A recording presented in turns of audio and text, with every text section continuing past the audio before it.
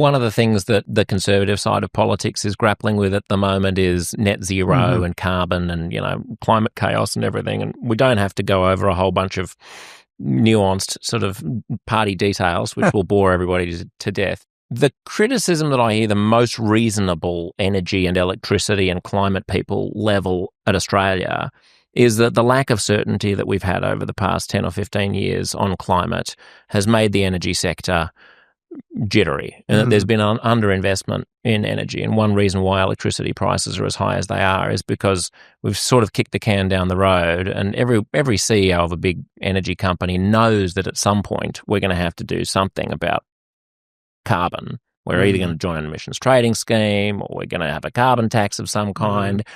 Is it conceivable that the past 10 or 15 years would have been more stable for energy in Australia if the Turnbull-Rudd emissions trading scheme had existed since 2009?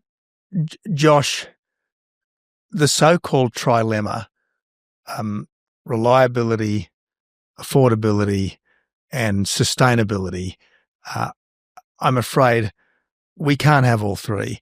Not in Australia, given that we don't have mass hydropower, and we won't do nuclear. We could do nuclear. We should do nuclear. I'm with you on that. The trouble is, even if we started today, we wouldn't get nuclear for 5 to 10 years. So in the short term, we've got to have, I think, what we need most, and sustainability, affordability, reliability. The thing that is least important, frankly, is sustainability. I mean, reliability and affordability are the absolute essentials.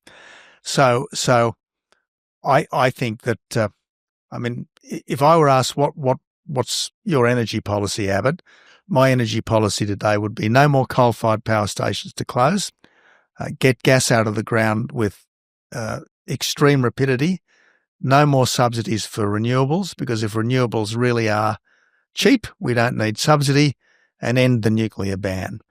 And what we really should be doing is refurbishing our coal-fired power stations, because it is still the cheapest form of baseload power. But who pays for that? Because the energy... well, ultimately, consumers pay for everything. The energy companies don't want to invest in it because they don't believe that in 30 or 40 years' time there's not going to be a price on carbon. It's political risk. That's the problem for them, is political risk. They know that coal-fired power is the cheapest form of baseload reliable power. I mean, why would China be opening 2 coal-fired power stations a week if this was not the case? Why would we be exporting record amounts of coal to China and other places like India if coal wasn't still the cheapest form of baseload power? Yeah, but their worry is that it's cheap right now and we're not factoring in the negative externalities of how much climate chaos is going to cost in the long run, right? So let me grant you that let's not take the cartoon caricature of the blue-haired, climate hippie who is chaining themselves to a train and throwing paint on a Rembrandt or something, but the more modest scientific consensus. Like, what probability do you give to the possibility that climate, man-made climate change, that climate chaos over the course of the 21st century will cost us trillions of dollars, make some beachside towns uninsurable, require enormous investment in infrastructure for some coastal communities, cause refugee flows due to changes in the monsoons that will put strains on liberal democracy, increase droughts and bushfires for farmers, and just generally, not kill us all, but make life a lot more costly and frustrating for my kids than it would have been if the world could have gotten its act together on reducing emissions. Well, Josh, what's the probability there? It's because it's not zero, is it? I think it's very low. I honestly think it's very low. Now, most scientists don't. Well, science is determined by facts, not by consensus, if you like. I mean, I'm sure when Galileo told us the world was round, most scientists in inverted commas of those days said rubbish, but he was right. I mean, Yeah, but Science is Galileo was the determined- pioneer who was Yeah, making a new yeah. prediction, But- like but- climate but- scientists but- are. He but wasn't tell- a vested interest who I- was defending his turf. I am not convinced at all by this statement that 97% of climate scientists think X, Y, and Z. But that's why I'm asking what you put the probability if at. there's a single one who has got a very plausible counter case. Now, right, Josh, the Arnold Schwarzenegger attitude is like if you go to a bunch of doctors and a few of them say that you've got cancer and you need to treat it, and a few of them say you don't just ignore it and go, well, a lot of them say that I don't have cancer. You do it anyway out of an abundance of caution because you don't want to have to incur. Okay, but if all of the ones that were telling you had cancer were employed by a drug company that made the anti-cancer drug, but they're you not. might be a little bit but more. They're not, are they? They are. Climate scientists they are are not all employed. getting. What are they shilling? They are all getting research grants that largely depend upon them accepting the so-called consensus. Well, the view. dissenters are often getting research grants from oil companies.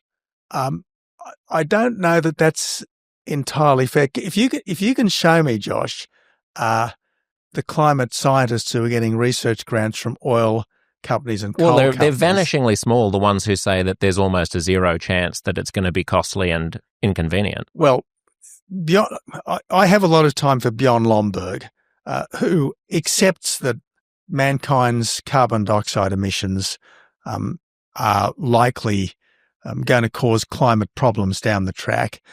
And he says that by far the best way of dealing with this is to maximize our wealth so we're best placed to adapt to whatever challenges we face down the track. And look, I accept that we've only got one planet. We have a duty to look after it. We want to give it to our kids and grandkids in at least as good shape as we found it. So I am all in favour of minimising carbon dioxide emissions. What I find very implausible, Josh, is this idea that mankind's carbon dioxide emissions are the sole or even the main cause of any climate change that takes place, given that we know that there's been massive climate change over the eons which have had nothing to do with mankind. I mean, I was at a conference with Boris Johnson a year or so back, and Boris and I were agreeing very much about Israel and the Middle East. We were agreeing very much about Russia and Ukraine. And then Boris got onto his climate change soapbox. I said, Boris, tell me this.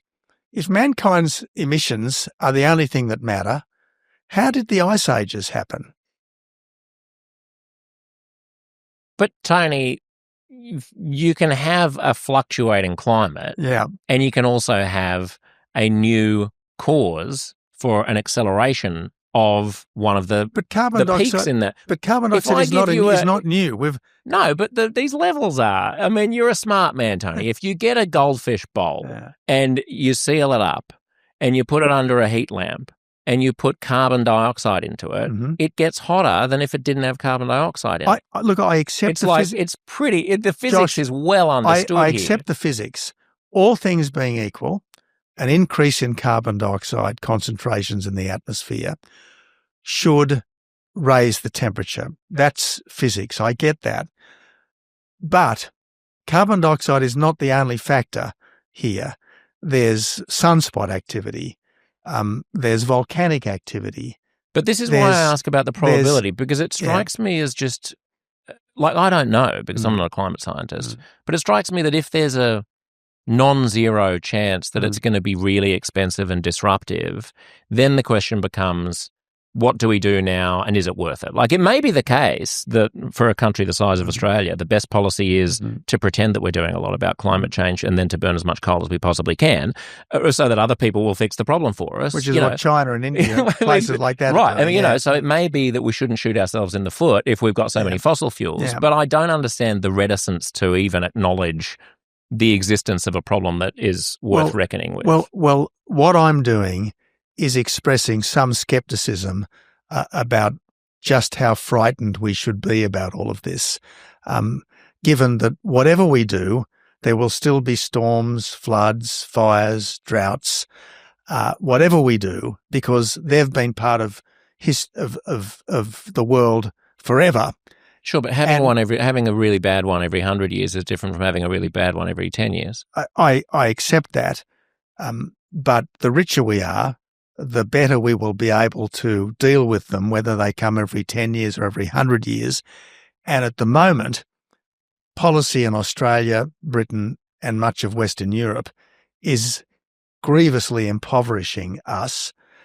And it's not actually making any difference to global emissions because China, India, and Russia are massively increasing, and many other countries are massively increasing their emissions in the goal of becoming economically stronger and giving their populations a better life. So, I mean, if we just look at the cost of electricity and we don't care about climate change and we think that it's too uncertain to bother doing anything about, Treasury... I'm not saying I'm not saying there is no such thing as climate change. Obviously, the climate does change. No, I'm not saying we should be completely indifferent to carbon dioxide emissions.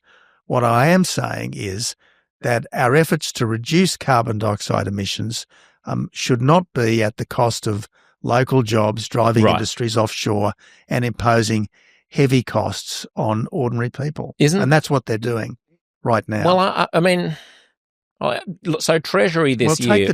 Take the Tomago aluminium smelter. Let me just put the claim to you and you can refute it. Okay. Treasury this year modelled the cost of an orderly versus a disorderly transition to, net zero on the assumption that you're probably not going to be able to convince all Australians of the position that we shouldn't do anything about it. And gas and electricity prices end up nearly twice as high if there's a lack of credible climate targets.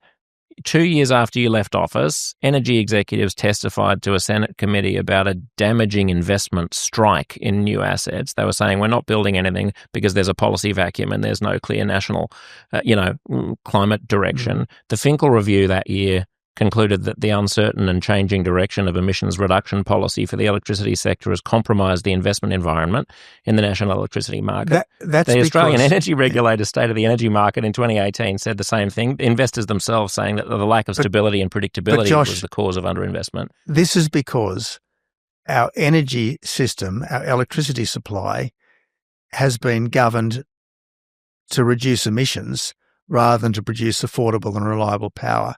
I mean, for the last 15 years, with the brief exception of my government, we have run our electricity supply more to reduce emissions than we have to maximise affordability and reliability. And I think we've got to drop that. I think we should say, look, reducing emissions is nice to do, but we are running our electricity system to get the lowest possible 24/7 power. And if we did that, you believe that the energy sector would believe that the next 10 governments are also going to stand by that and therefore they can invest in Well, the alternative is to have prices going up and up and up and to lose all of our energy-intensive industries. And I think that's wrong. But so if the Turnbull-Rudd plan had come in and we had an emissions trading scheme, then you would have had a short-term increase in the price of carbon-based electricity. And most of the modelling was that then you'd get a medium to long-term tapering off. And a lot of the industry say by now we'd have lower electricity prices because they would have known what Australia's policy was. Because mainly the problem is they just don't believe that your point of view is going to win ultimately, permanently in Australia. Well, they think that climate alarmism has so taken hold that governments will succumb to the kind of climate catastrophism that you earlier suggested was widespread. They just think that at some point Australia is going to get on the same page as most of the world says. The game that they talk about, even if it's not the game that they do. I mean, Europe has an emissions trading scheme. Of course they do, but the Europeans have succumbed to climate catastrophe. The Europeans are taking their lead from Greta Thunberg. It is a modern day version of the Piper.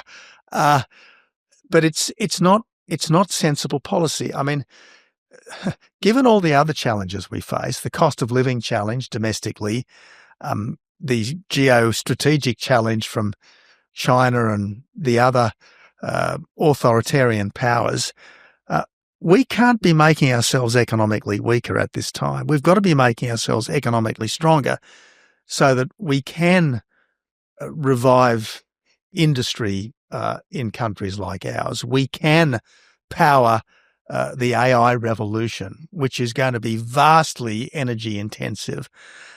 We ain't going to do it on solar panels and batteries. I'm sorry, Josh. You can run a house on solar panels and batteries, but you cannot run a first world, sophisticated manufacturing economy on solar panels and batteries. You just can't do it. And the grievous error that so many people, more on the Labor side than on my side, but on both sides of politics, have been peddling this last decade and a half, is that somehow we can have energy abundance relying on wind and solar power, which is only there 30% of the time. I mean, for God's sake, the intermittency thing is the fundamental flaw in renewable power, at least in wind and solar power. And Chris Bowen can tell us till the cows come home that the wind and the sun don't send you a bill. But the power companies sure do, because they've got to build the infrastructure to get the sun and the wind's energy. Then they've got to produce all the extra transmission lines required in a decentralized grid. Transmission lines are only being used 30% of the time on average. Then they've got to firm up all of this for all of the times when the wind isn't blowing and the sun isn't shining. That is a gargantuan expense. I mean, why are our power bills going up? The power bills are going up because of this transition, not because of policy uncertainty, in inverted commas.